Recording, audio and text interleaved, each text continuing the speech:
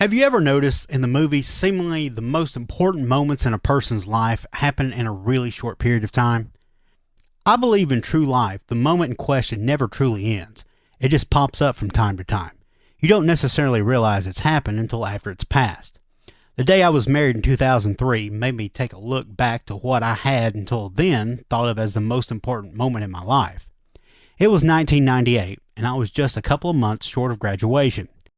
Since I'm going to tell you this story, I'll give it a starting point. It was 3:15 on Monday, March 9th.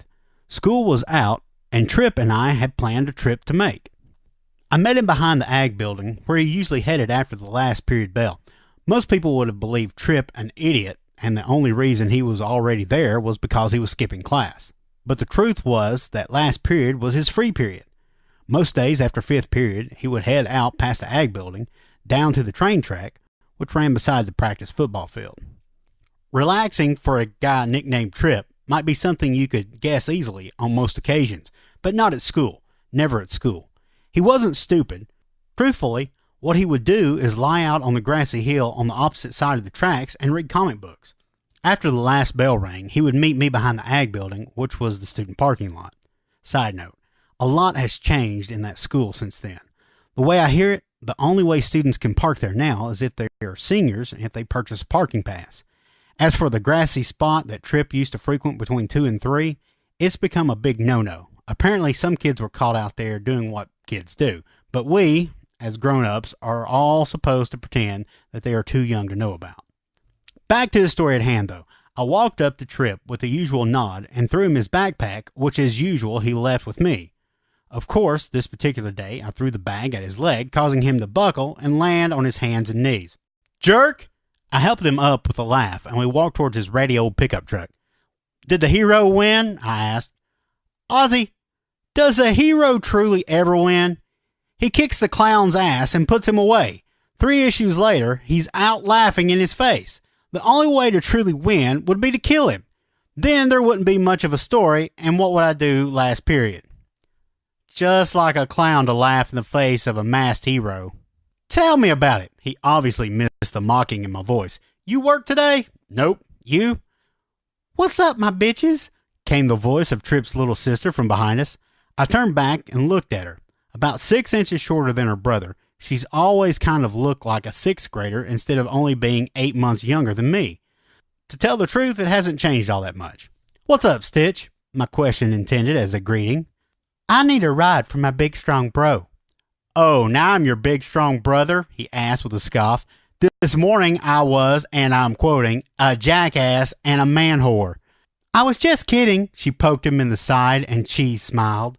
Besides, Ozzy wouldn't let a poor defenseless young girl be left behind in this cold, dark, lonely, scary place. It's 3 in the afternoon and you love school. Besides, there's a bus that will be here in 5 that will take you straight home. I know. I rode it every day for 11 years. I suffered. So can you. Throwing her arms up in the air, nearly hitting her head with her nearly empty backpack, she loudly answered her brother's answer to her request. You were homeschooled until 5th grade, douchebag. Then Mom took you and Ozzy to school every day for the next 2 years. I never did thank your mom for that, I said, nodding.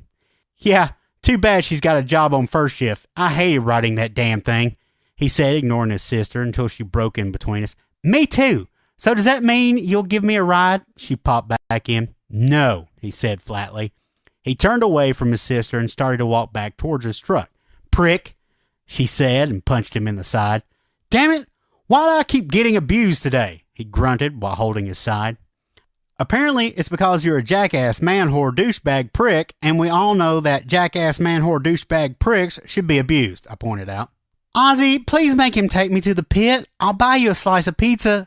So you've resorted to bribery, my evil little troll of a sister, continuing his walk a little worse for wear. Come on, Tripp, it's right down the street, I mildly coaxed my best friend. You sure are a pushover for pussy, Ozzy Hutch, he said with a grin. Stitch punched him in the side again, this time seriously hard. He nearly fell back down to his knees, but managed to right himself and grab his side. I'm not some pussy, you pot-smoking prick. I'm your little sister. I shouldn't even have to ask for a ride. You're supposed to take care of me. I object to that, he croaked. No grounds, jerkface. I'm your baby sister. I was put in your charge. You're adopted, he fired back. At one time, I would have just told Mom on you. Now I would rather just... She caught him in the back with an open-handed smack. Ow! Damn it! That stings! He shrieked. Until then, I had just followed behind, watching in amusement as we slowly made our way to Trip's truck. But I saw Rose walking up to us. Hey, Rose, I greeted. Ozzy, dear, I have issues. This is the point when I saw the tall blonde-haired girl step out from behind Rose. I had no idea how the 4-inch taller girl hid so well, but she came out of seemingly nowhere.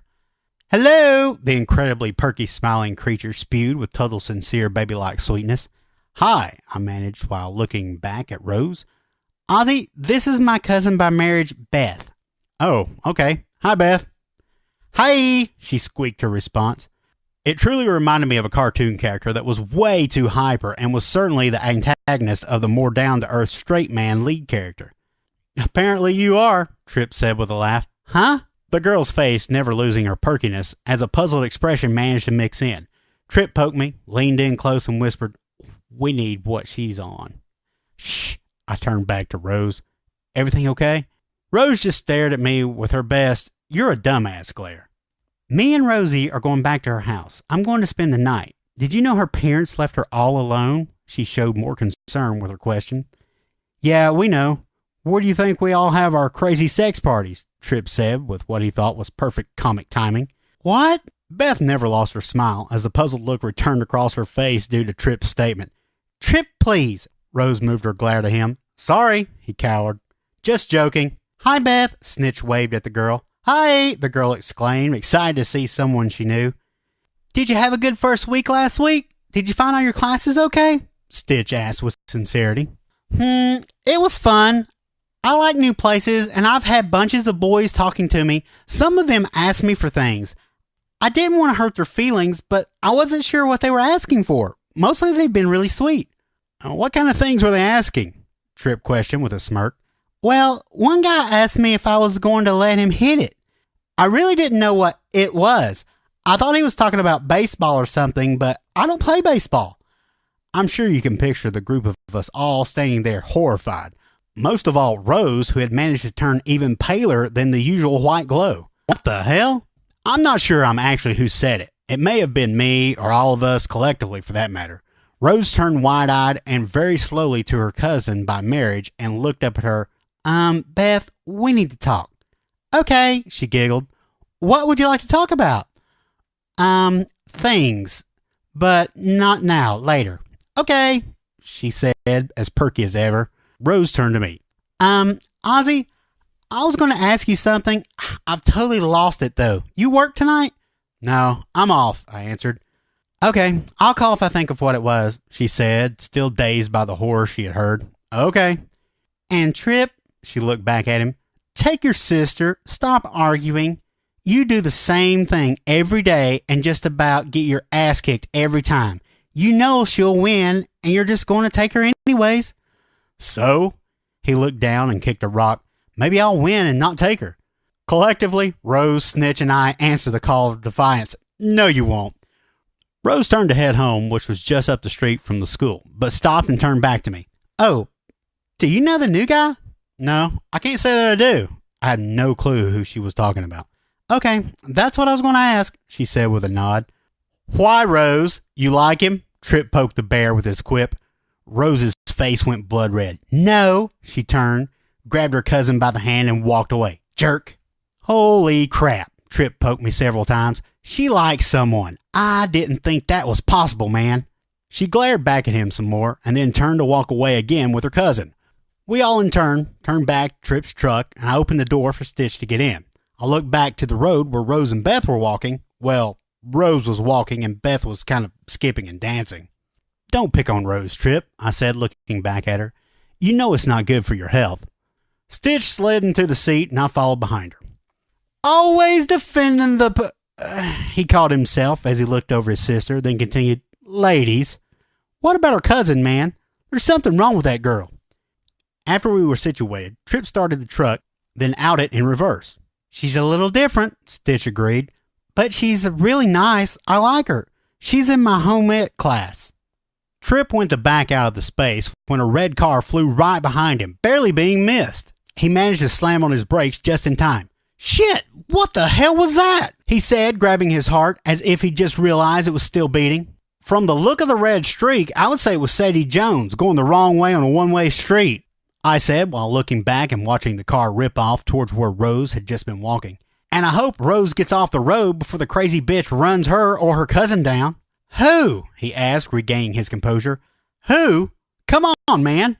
How can you name off a secondary character in some obscure one-shot comic from the 70s, but you don't even know your own classmates?" I said, waving my hands violently in